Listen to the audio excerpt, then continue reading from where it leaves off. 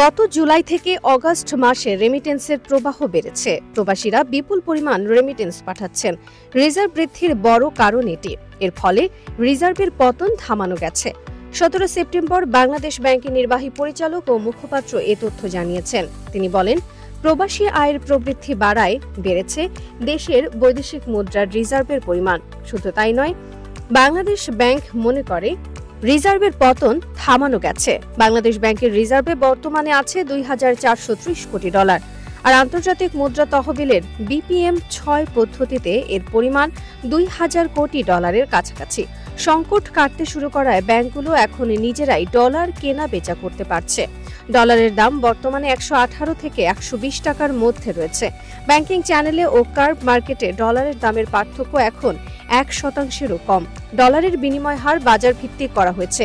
আন্তঃব্যাংক লেনদেন সক্রিয় থাকার কারণে বৈদেশিক মুদ্রার বাজার এখন থেকে স্থিতিশীল থাকবে বলে আশা করা হচ্ছে।